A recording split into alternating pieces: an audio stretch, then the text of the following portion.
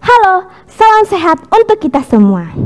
Pada kesempatan kali ini, saya Zaneta Loria dari kelas 71 SMP Santo Ignatius akan menceritakan satu sosok yang cukup populer di kalangan pendidikan Indonesia dan mendapat gelar sebagai Bapak Pendidikan Nasional Indonesia, yaitu Ki Hajar Dewantara.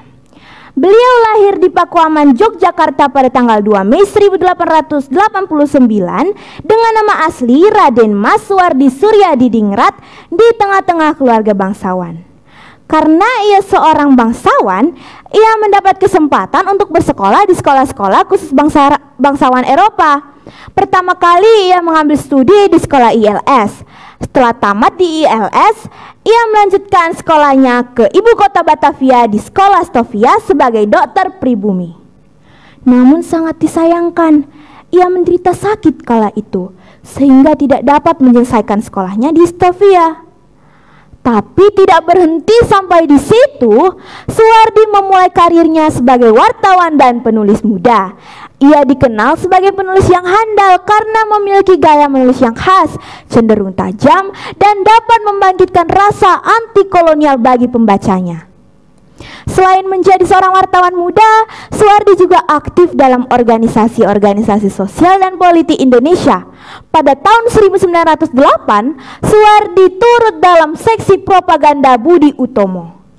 Pada tanggal 25 Desember 1912, ia bersama Dowes Dekker dan Dr. Cipto Mangunkusumo yang disebut dengan 3 serangkai membentuk sebuah partai, yaitu Indisca Party, yaitu partai politik yang beraliran nasionalisme Indonesia bertujuan untuk mencapai Indonesia merdeka.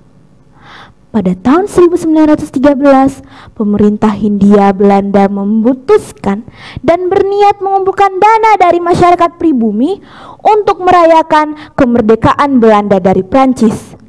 Karena niat pemerintah Belanda ini, Suwardi akhirnya mengirimkan kritikan-kritikan pedas yang berjudul Als ik een Nederlander was, yang berarti seandainya aku seorang Belanda. Karena kritikannya tersebut, Suwardi akhirnya diasingkan ke Pulau Bangka dan dipindahkan ke Belanda bersama rekannya 3 serangkai. Selama di Belanda, Suwardi menguatkan tekad dan niatnya.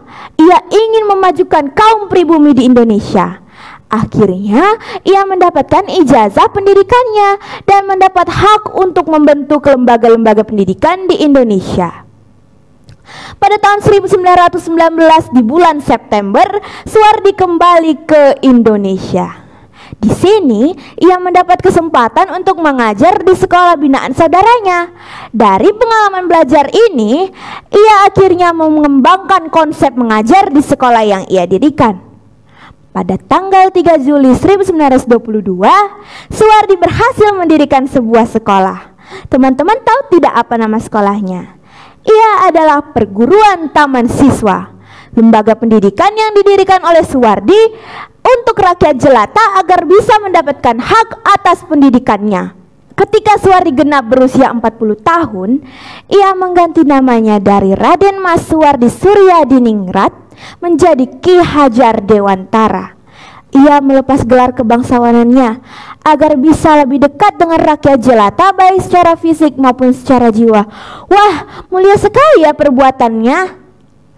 Salah satu semboyan yang saat ini kita kenal dekat berbunyi dalam bahasa Jawa, yaitu Ing ngarso sung tuludo, ing madyo mangun karso, tut uri handayani, yang berarti di depan memberi contoh, di tengah memberi semangat, dan dari belakang memberi dorongan. Pada akhirnya, Ki Hajar Dewantara dengan seluruh jasa-jasanya ke Indonesia meninggal pada tanggal 26 April 1959 di kota Yogyakarta dan disemayamkan di Taman Wijaya Brata. Sekian cerita yang dapat saya sampaikan. Bila ada tutur kata yang salah, mohon dimaafkan. Terima kasih.